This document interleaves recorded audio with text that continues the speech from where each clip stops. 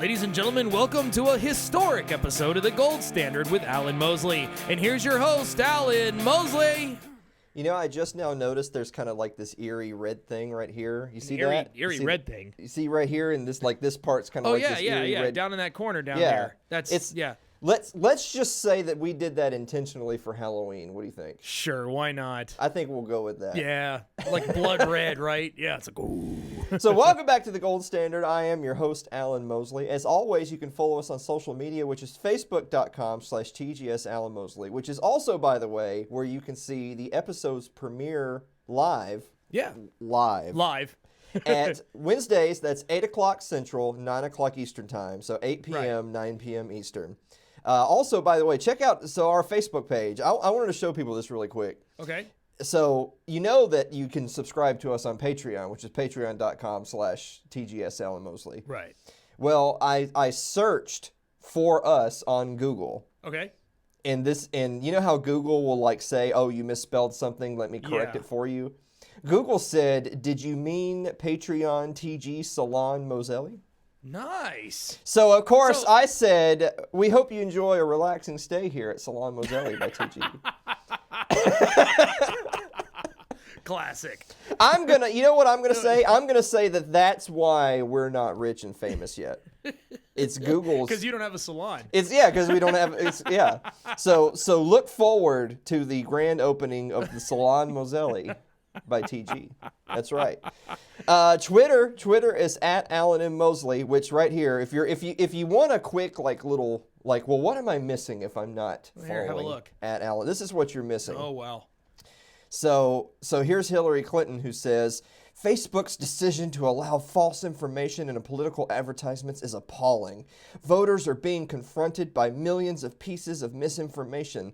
A world where up is down and down is up is a world where democracy can't thrive. A world where democracy can't thrive, you say? Well, I said, well, what an odd endorsement of worlds where up is down and down is up. Yeah. So, hey, don't you me. Hey. Don't you me. Hey, look. I am no fan of Hillary Clinton, but, as far as I know, down is down and up is up, and it's always been that way, right? I think you totally missed the point of that statement there. I did. Every time you say Hillary Clinton, my mind just turns to jelly, and I just forget the world. Because she's annoying. Absolutely freaking annoying. So for those of you who don't think that we're sufficiently anti-Hillary Clinton on this program, you can go to facebook.com/TGS Alan Mosley, tag at Blake Osborne, and let him know what you think. We're anti-all politicians. But you don't have to do any of that. No. You can just go to our website, which is thegoldstandardpodcast.com. That's right. Imagine in 2019 having not gone to thegoldstandardpodcast.com. Because that's really the only thing that really matters. And all the other stuff is just bull smack. Even better yet, take a look at this. What you do, you go to thegoldstandardpodcast.com. There it is. You see Ron Paul right there. He's always there. There's Facebook. There's Twitter. So there's literally what I just said there. Look, we're on Stitcher, Google Play, iTunes, and look, there's even like a quote by me, and I don't even remember. Did I say that? Did you make a quote? Of course, there are questions about how a stateless society would work, but don't let a lack of imagination betray your principles. That sounds pretty damn smart. Yeah. Did you do that? It says Alan Mosley, so I guess that means I said that. You must have said that. I think I said that. You said that. But hold on. So go back up here. Okay. So if you click, you see that? You see that right there? Yeah. Where it says donate? Okay, so you click that, and then it brings up, you see the gold coin? Uh-huh. That's how you know me. You won't get those. And then you go... Every time you do that, it's hysterical. You know what? Every single time I've done an episode where I did that, we had a new Patreon subscriber. See, that's good luck, so, right? Yeah. Yeah. Okay. It just doesn't work. I can't mash like I used to. My gaming days are too far behind me. But anyway, so let's go back and talk about a few of our friends before we go to the first commercial break. We're going to start with the other 3%. It's the status commandments. Thou shalt not kill unless you're a cop or soldier and have been given orders. Sure. Just following the orders. Yeah, just follow. Thou shalt not steal unless you're an IRS, DEA, ATF, NSA, FBI, or TSA agent. Yeah. Why not? Yeah. Thou shalt not lie. No. Unless you're a politician, news outlet, corporation, officer of the law, or public official. Oh, yeah, that's right. And finally, thou shalt not covet, except for our neighbor's fruit of labor, to pay for the wars, aid, entitlement, services, and laws. Ooh. Yeah. We're gonna have to have like Mike or Stephen Rose or somebody back on to double check those for me. I think those are facts, dude. You think so? You think that's pretty solid? Okay. I think they're facts. I'm gonna take. Okay, so if anybody thinks that Blake has misinterpreted the Bible, go to TGS. We're no. We're we're not gonna do that. By the way, I'm gonna pull up Liberty memes really quick. Ready? Here, boom, there it is. Can you hear the music for Unsolved Mysteries in your head when you see that guy? Definitely. You can, right? Yes. I can too. Yes. I got it. Okay. Really quick. Really quick aside story because I never do this. I never waste time on the show, so I'm gonna do that really quick. All right, you do it. This was one of the creepiest shows on TV when I was a kid. Really, you think so? Like, just I don't know what it was. Like, there would be an episode of Unsolved Mysteries. This woman got stabbed to death 80 times, and we don't know what happened. And and so me being a little kid, I just thought, well, that's what's happening tonight. Yeah, that's what's gonna happen to me. Here it comes. Yeah, you don't want that to happen, do you? Yeah. Tonight on Unsolved Mysteries, we investigate how I got a 30-day ban for posting something on Facebook that I found on Facebook. I wish I could do that guy's voice. Yeah, I know. You know what? Hold it. Blake, talk for a minute. I got to find something. You want me to talk for a minute? How's it going? Guys, for those of you who are wondering, Blake is the #1 producer in podcasting. That's Blake Osborne right there. I haven't even had a shower today. I don't know what you're talking about. I don't think you technically have to be showered, but we encourage it. I'm painting a room, so, that's kind of where I am right now. I don't want to actually pay for this. No, come on, a sound bite from that old show? You know what used to creep me out as a kid? Here we go. That's just your little clip right there. About unsolved mysteries. Whenever possible, the actual family members and police officials. Hold on, that's not the same guy. Recreating the event. This is shut up. Shh, we're listening. Tonight's cases feature ordinary people thrust into a vortex of mystery, heartbreak, and intrigue. Each one is searching for that vital clue to end a story that so far has no ending. Perhaps you can help. Join me. You may be able to help solve a mystery. Dude, the one thing I remember about that show... You may be able to solve a mystery. Yeah, is that, people used to actually help them solve mysteries for real. There's countless time after time, people actually really called in and were like, dude, they helped solve the mystery. It's cool. I can't imagine. Like audience participation to the ultimate galore.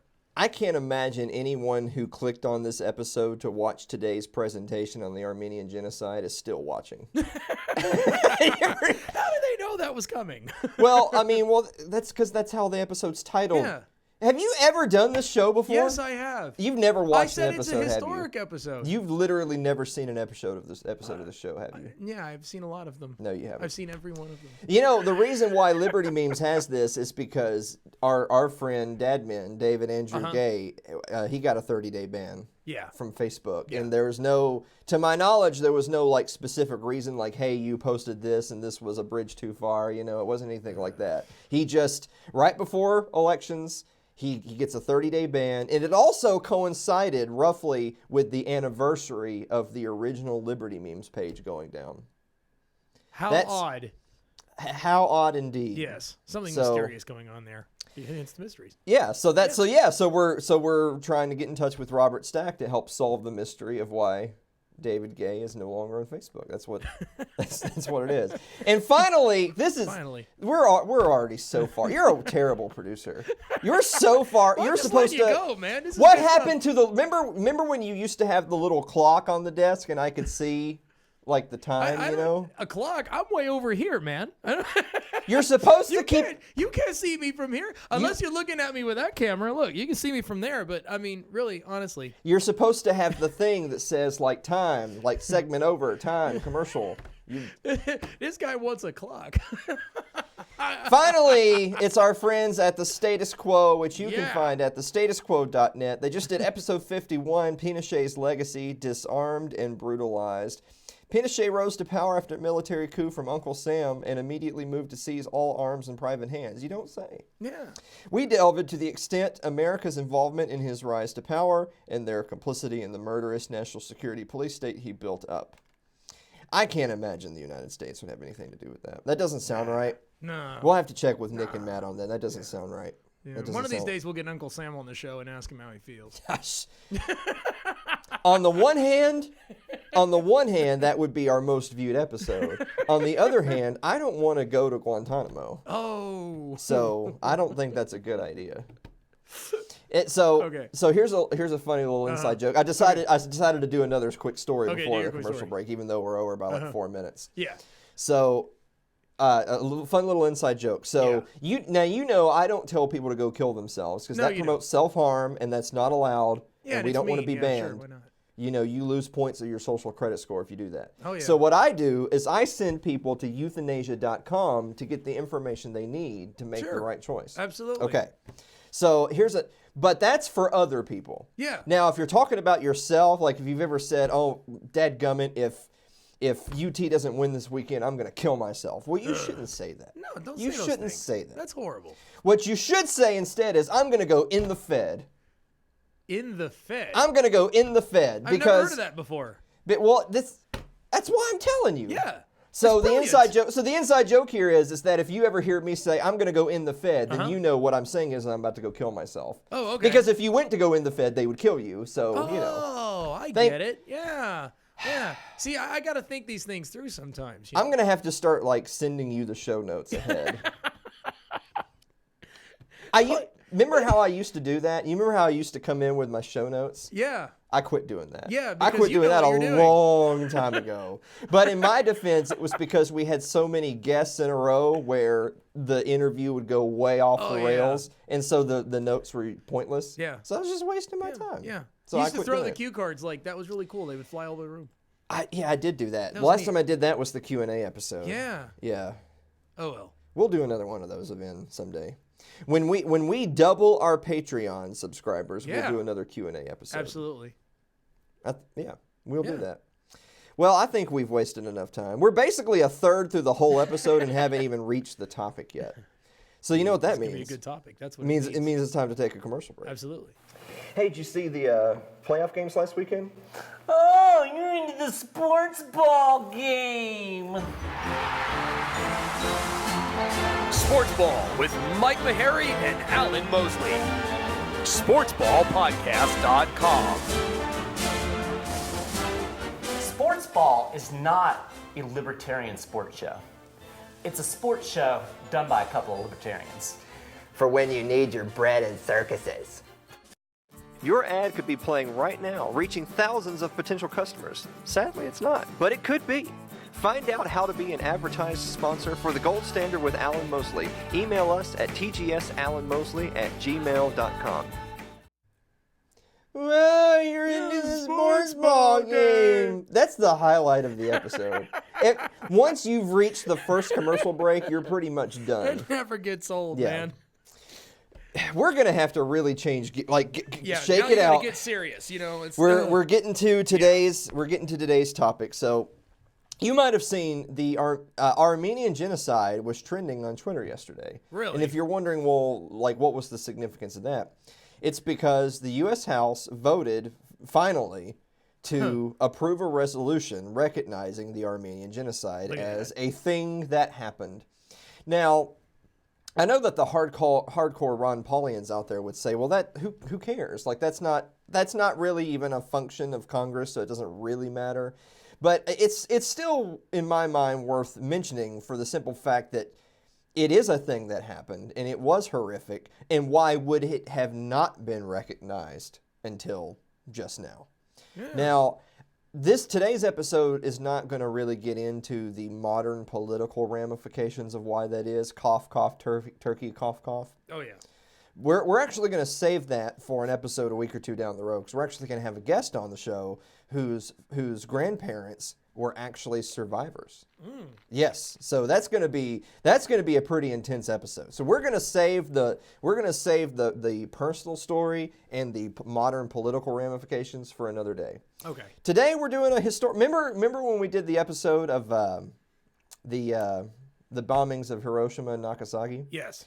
And I had said to you, hey, this was really good. We should do historic episodes more often because, I have a degree in history. Oh, yeah, that's right. And then what did we do? We didn't do another one. No, we didn't do another one. That was the only one. So we're going to do another one today. Time to get some education, yeah. It's time to get some education. So we're going to talk a little bit about the Armenian Genocide. So I want to start off by reading something really quick before we go to any of the graphics. So World War I. Looks just a really, really base overview of some of the numbers of World War I. 65 million troops. No. Okay. Thank you. All right, I'm glad we had that discussion before the show. Good job. We're going to read along with you. 65 million troops were mobilized for the war.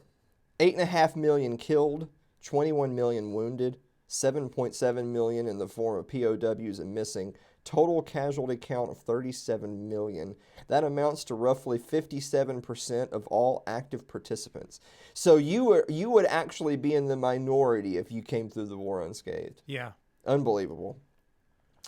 Russia, France, Germany suffered 9.15 million, 6.1 million, and 7.1 million casualties respectively. If you want to put a little bit of perspective on that, Germany endured a number of casualties that amounted to 11% of their nation's entire population. Wow.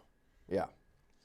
So you would think with that kind of loss of life, the Western world, would have kind of observed and reflected on all this by now.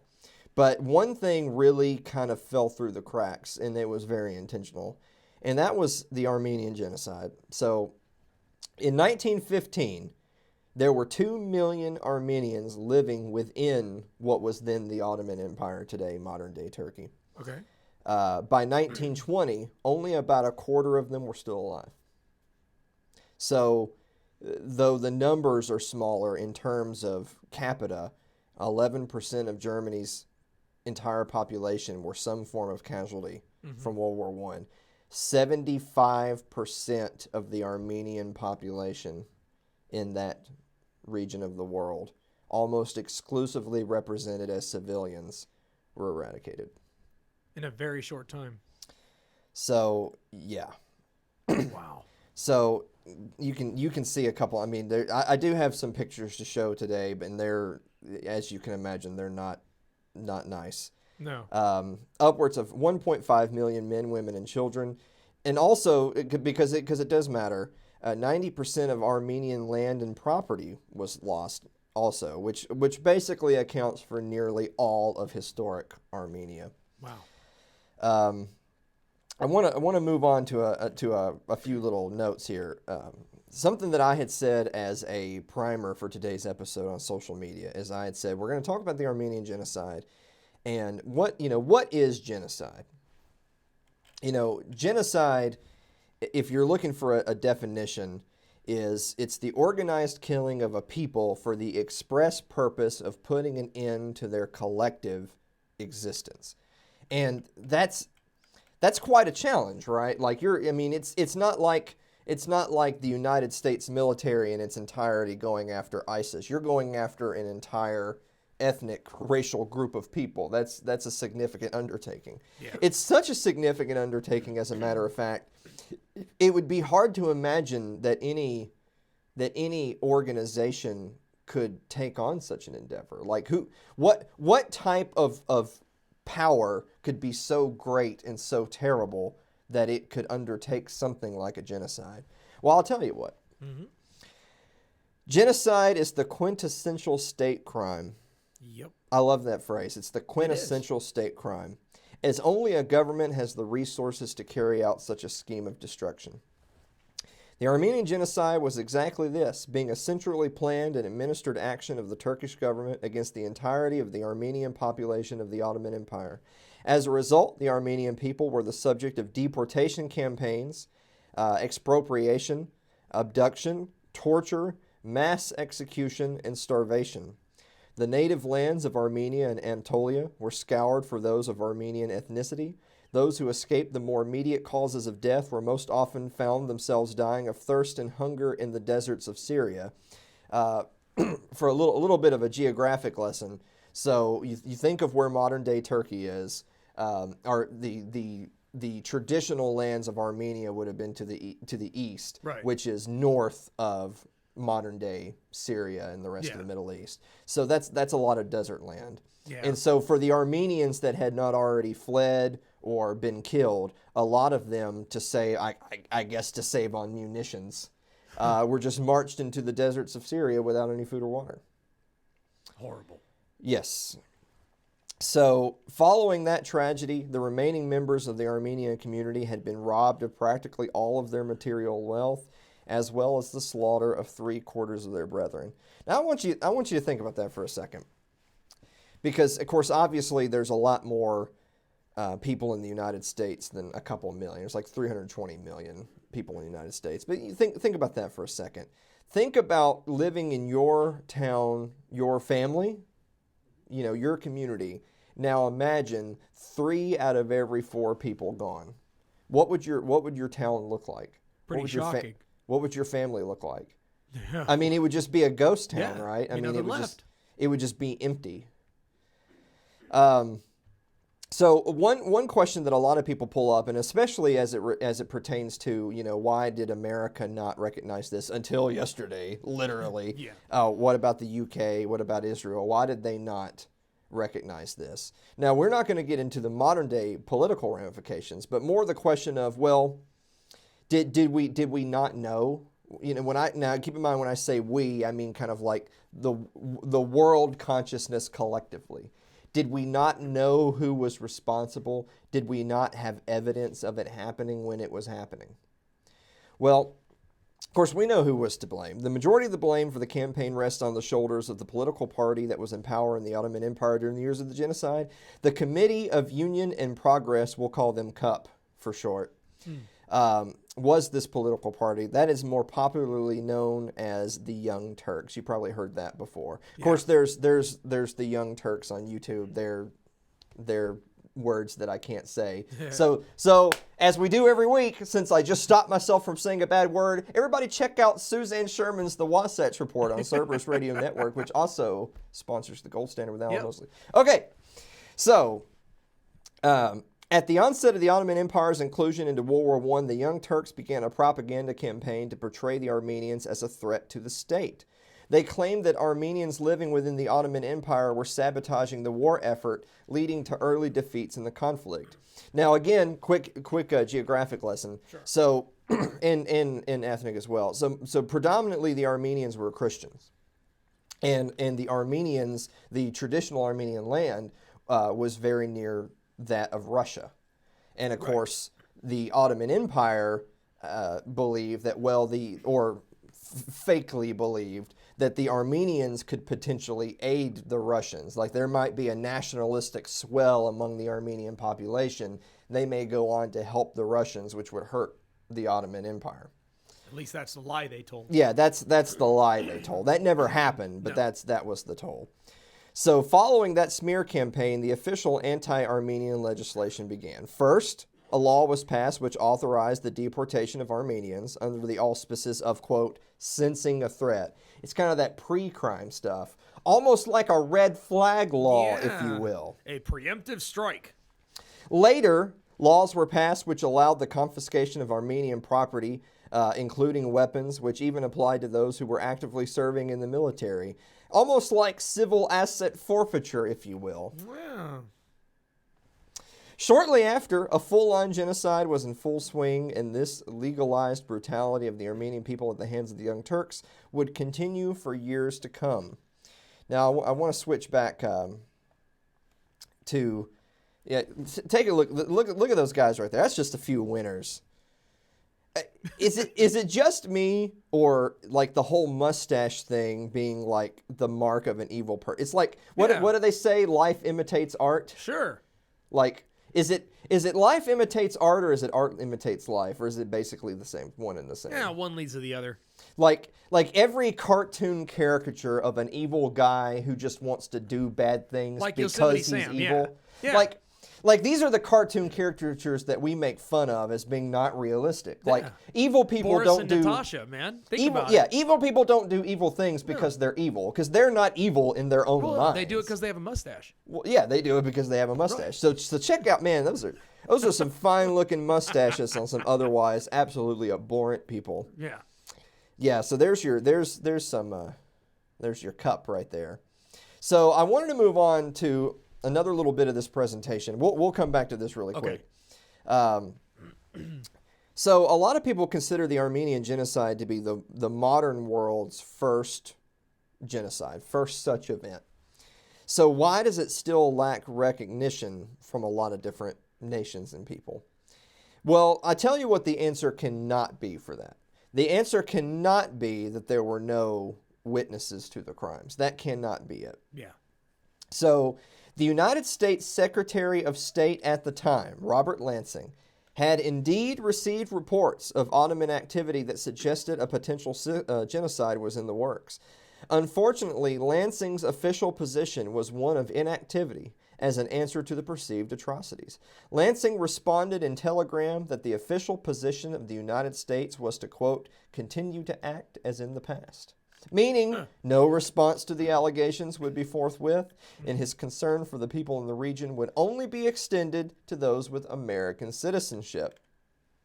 So there's another one. Henry Morgenthau Sr. So he was the United States ambassador to Constantinople at the time, which of course today is Istanbul. Yeah. I should have had the song ready. Oh, I know. That would have been great. That would have helped lighten the mood of this episode if I'd had the song ready. Yeah. But anyway, he wrote specifically about the atrocities, commenting, quote, I am confident that the whole history of the human race contains no such horrible episode as this. The great massacres and persecutions of the past seem almost insignificant when compared with the sufferings of the Armenian race in 1915. However, Morgenthau's pleas to Washington would go unanswered, as evidenced by the aforementioned response by Secretary of State Lansing. After his return to the U.S., Henry Morgenthau wrote a book chronicling his experiences in Constantinople. That was titled Ambassador Morgenthau's Story. He titled the 24th chapter of his book, The Murder of a Nation, in which he detailed his firsthand accounts of the evictions, torture, and murders of Armenian citizens at the hands of the Ottoman police following his initial pleas for intervention in 1915. One specific example as follows.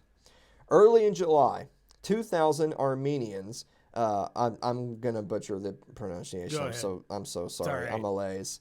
Such is the Turkish word for soldiers who have been reduced to workmen, were sent from Harput to build roads. The Armenians in that town understood what this meant and pleaded with the governor for mercy. But this official insisted that the men were not to be harmed, and he even called upon the German missionary, Mr. Amen, to quiet the panic, giving the gentleman his word of honor that the ex-soldiers would be protected. Yeah, I know. Yeah. You said, like, oh, here it comes. Yeah. Mr. Ahaman believed the governor and assuaged the popular fear. Yet practically every man of these 2,000 was massacred, his body thrown into a cave. Nice. A few escaped, and it was from these that news of the massacre reached the world. Only a few days afterward, another 2,000 soldiers were sent to Diyarbakir. I'm so sorry That's about. okay. Keep going. The only purpose of sending these men out in the open country was that they might be massacred. In order that they might have no strength to resist or to escape by flight, these poor creatures were systematically starved. Government agents went ahead on the road, notifying the Kurds that the caravan was approaching and ordering them to do their congenial duty. Not only did the Kurdish tribesmen pour down from the mountains upon the starved and weakened regiment, but the Kurdish women came with butcher's knives in order that they might gain that merit in Allah's eyes that come from killing a Christian. These massacres were not isolated happenings. I could detail many more episodes just as horrible as the one related above. Throughout the Turkish Empire, a systematic attempt was made to kill all able-bodied men, not only for the purpose of removing all males who might propagate a new generation of Armenians, but for the purpose of rendering the weaker part of the population an easy prey. Nice. Wow. Yeah, so... Wow. Yeah, no kidding. So there's if you want to go back really quick to the presentation. So that's actually a telegram between the State Department and the ambassador, so between Lansing, and right in there in the bottom is Henry Morgenthau Sr., who he was the ambassador to Constantinople, who saw the evidence, made it known, was basically told, know your role, and then ultimately wrote a book about what he had seen and what he had experienced during his time in the region. So really the point I bring all this up is, if your fallback position is, well, it hasn't been officially recognized because despite there being smoke, we don't know if there's a fire, we don't have official hard evidence, we don't have impartial witness to the events. That is a load of BS. Yep, you have lots. I mean, don't get me wrong. I'm not in the habit of taking the word of a lot of State Department employees on this program. That's for sure. But just the simple fact that there were multiple State Department employees that either bore witness to or had the stories from survivors or were at least around the events as they took place, who made these things known, in the case of Ambassador Morgenthau, actually wrote a book chronicling his experiences, and that you want to talk about hush-hush. Yeah. That just went away. It did. The fact that you can actually have a employee of the State Department, an ambassador, who wrote about this extensively, and then for that same country's official position for 100 years hence to be, well, we don't recognize that, is a disgrace. It's an absolute disgrace. It's a disgrace to humanity is what it is. So I want to go back. So there's funny little, I like this picture right here. So Obama, when he had run for president, he says, I criticized the Secretary of State for firing U.S. Ambassador to Armenia, John Evans, after he properly used the term genocide to describe Turkey's slaughter of thousands of Armenians starting in 1915. As president, I will recognize the Armenian Genocide. Do you think he did? No. No, he did not. So now, of course, this is a little bit dated because the U.S., I guess, voted to recognize it yesterday. The United Kingdom, the United States, and Israel are among those that refuse to use the terminology genocide. The U.S. Congress has tried repeatedly to put forward resolutions to formally recognize the Armenian Genocide. Why was it never recognized before, you might ask? Multiple presidential administrations, including both the Bush and Obama administrations, have worked to undermine the resolution and urge that it not be acted upon by the full Congress. This is almost assuredly because our ally Turkey is a member of NATO. Yeah. And we don't want to offend our ally. Boy, don't you just love it? Oh, yeah. Don't you just love when the parties get together and there's some true bipartisanship to resist recognizing genocides? Yeah, there's nothing like it when the government just overlooks the murder of millions and millions of people just because their buddy did it. Yeah, exactly right. So if they can't get together to limit the size and scope of government. Yeah. They can't get together to end the wars, but they can get together to not offend Turkey. Exactly. Well, who would want to offend Turkey? Many of the modern governments of countries around the world, as well as influential organizations, currently recognize the massacre. Argentina, Belgium, Canada, France, Italy, Russia, and Uruguay are among more than 20 countries that have formally recognized the Armenian Genocide, along with the European Parliament, the United Nations Subcommission on Prevention of Discrimination and Protection of Minorities. Oof, that's a mouthful. Yeah. Unfortunately, the UK, US, until yesterday, and Israel are among those that refuse to use that terminology. Piercingly among that short list is the United States, whose own ambassador was previously quoted with such a condemnation of the events before his very eyes. Not only this, but when the U.S. Congress has tried repeatedly to put forward resolutions to formally recognize the genocide, multiple presidential administrations have worked to undermine it. So, as a quick little, and you can take a look at really quick here at the map there. So this is, as we were talking earlier, so there's modern day Turkey. You can see, of course, the Middle East, Syria, and the desert lands right there. And there's traditional Armenia. Yeah. As sort of like a quick recap of what we talked about is, I wanted to save the more like modern political take until a week or two down the road because Yeah. we're going to have a guest to talk about Yeah. this. But I want to kind of give a quick preview for that. And that is, if you were to ask, well, shouldn't we at least be happy now? Shouldn't we at least be happy now that Congress has finally chosen to recognize the Armenian Genocide for what it is? I got to tell you, it rings hollow. Yeah. And I'll tell you why it rings hollow. Now, for those that have been keeping up with the news, you know, Turkey does not have quite as healthy of a relationship with the U.S. today as it did even a few years ago. And that's largely because of military activity taking place in Syria.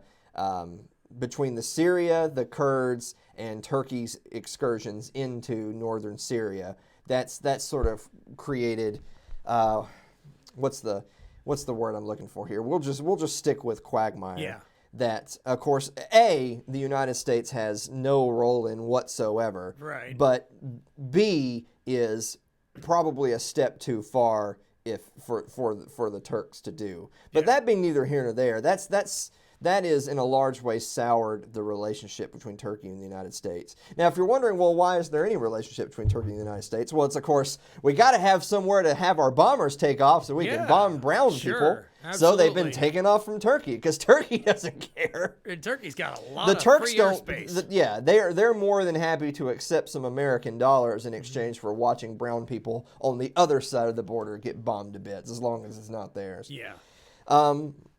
But the situation has been tense lately. So the point being is that Congress's recent vote was really more of a rebuke towards Turkey's recent actions than it is a rebuke of the Armenian Genocide. True. And to me, that defeats the whole purpose. Yeah. Like that actually kind of pees me off even more. Absolutely. That, you couldn't do the just thing and recognize this crime against humanity. You only did it when it became politically convenient for you as a way to rebuke another nation. It's a little tut-tut, right? Like, don't do that. You're not doing what your wise American overlords want you to do. So we're going to publicly humiliate you by saying you murdered a bunch of people. Of course, nothing is ever going to come of that. No. I actually had, as a totally little side note here before we go to our last break, I actually had a presentation on the Armenian Genocide back when I was in school. And I actually had a classmate, you want to talk about how great schooling is in the United States. Actually had a classmate say, A, they had never heard about any of this before, which I'm not shocked by that in the least. Right. But then they also follow that up with, and B, I don't really know how I feel about it because I don't think I've ever known or met any Armenian people. Right. And I had said back kind of smart alecky that well, that's kind of what genocides do. Yeah. they make those people scarce, and so you might not get to meet as many of them. That's right. I want to circle back to saying that genocide is the quintessential state crime. Yeah. In the same way that war is the lifeblood of the state and genocide being the quintessential state crime, there's just no way that any number of serial killers or mass murderers of a private function could ever possibly come close to the death toll that's rung up by the state. Right. And, I mean, not even... No way. I mean, you'll never approach the literal millions, tens of millions, hundreds of millions in world history. And in this case, 1.5 million Armenians. Also, as a quick aside as well, I want to point out that even though this primarily talks about the Armenian Genocide from 1915 to 1923, that wasn't the first time the Turks ever put an Armenian to death. They had actually committed atrocities against the Armenians as late as the late 1800s. Yeah. But the Armenian Genocide is specifically considered to be during those number of years. There's just no way that a private group could possibly have the resources and the legality, such as it were, to perform such a crime. Yeah. Only the state can do that. Absolutely. And I know this has kind of been a down episode, but I wanted to talk about this because I wanted to do some more historic episodes, and I thought this would be as good of an opportunity as any to talk about this specific topic because it's sort of kind of in the news. I know a lot of people saw that vote yesterday, and they may off the cuff have heard of it and look at the recognition positively, but they don't really know what it's about. Yeah. I didn't know much about it until I came in here and you told me about it before the show. So, I mean, I'm not surprised. A lot of people, most Americans are not aware of that at all. Oh, God. Oh, yeah. No. I say most people in the world aren't. It's been suppressed. Yeah. I mean, I'd like to think that most people are aware of what the Holocaust is. Yeah. But, of course, there's been genocides all over the earth that are not just of a Jewish persuasion, not just of a Hitler persuasion. So yeah, I mean it's a rough topic to cover. The numbers are staggering, but sometimes it's good to get a healthy reminder of when people ask you questions of, well, but life is good. But life is good. Why would you want to rock the boat? Why are you so against the state? When ignorance is bliss. Well, sure, things are not perfect, but I live a comfortable life. Why would I care? Well, you do today. Yeah. But if you're an Armenian in 1915, and it's totally legal, by the way, the Congress meets, they go to Parliament and they pass a law that says you don't have this right anymore, and then you don't have this one, then you don't have this one. Yep. Then all of a sudden, 3 out of every 4 friends and family and neighbors you ever known, all of that human capital, all the wonders that could have been added to society, will never know. Yep. All right, well, we got to take a commercial break because I don't think there's any positive spin coming back from this one. So we're gonna take a commercial break. Time for a breather. Have you ever been talking politics with a friend and told, if you don't like it here, you should just move to Somalia? Well, ladies and gentlemen, from the sandy beaches of Mogadishu, Sherry and I bring you Postcards from Somalia, one of the newer products of Little L Productions, where we take on all of the fallacies of the people who say, if you don't like it, you can just get out. Your ad could be playing right now, reaching thousands of potential customers. Sadly, it's not, but it could be. Find out how to be an advertised sponsor for The Gold Standard with Alan Mosley. Email us at tgsalanmosley@gmail.com. Did I tell you, you know what I very rarely do on the show? What do you very rarely do? We have commercials for sports ball and postcards. Yeah. But I very rarely mention like their time slot and stuff. Yeah. Because when we made the commercials, that was sort of like still in the planning phase. Yeah. Yeah. But you can catch this program as the episodes as they debut live on Facebook at our Facebook page, which is facebook.com/TGSAlanMosley. That is Wednesday nights at 8 Central, 9 Eastern Time. Yes. By the way, sports ball, everyone's favorite sports ball program. Sports Ball with Mike Meharry and Alan Mosley is on Thursdays at 4:30 sometimes. Sometimes. So sometimes most of the time, somewhere between 4 and 5 o'clock in the afternoon on speaking, Thursdays is Sports Ball. Yeah. But you can get all of these programs on Stitcher, iTunes, Google Play, all that good stuff. Right. And Postcards is every Monday night at 8 Central, 9 Eastern Time. And y'all usually do that one live, right? Yeah. Yeah. Yeah. Yeah. Yeah. Yeah. Yeah. It's live. Yeah. This is live. We're live Yeah, right we're now. live right now. Hey, everybody. We're all live when we made this. Yeah, right now somebody in chat saying, wave to me if this is live. Hey, guy. It's a little posthumous, but okay. There you go. There you go. Twitter is at Alan M. Mosley, but you don't have to do any of that. You can just go to our website, which is thegoldstandardpodcast.com. That's right. Consider supporting the program at our Patreon, which is patreon.com/TGSAlanMosley. You got anything, Blake? I have nothing. You got nothing? Nothing. All right. Blake's got nothing. He's going back to the goat farm. Painting. No, you're painting. Then you're going back to the goat farm. Yes, then I'm going back to the goat farm. That's right. Yep. Painting, and then goat farm, and then You know, we should do a remote someday at the goat farm. Yeah, we should. That'd We've be never hysterical. done a man on the street. Is that even possible? I'm sure that the #1 producer in podcasting history can figure out a way. I could. Guys, thank you so much for tuning in, and we will see you next week.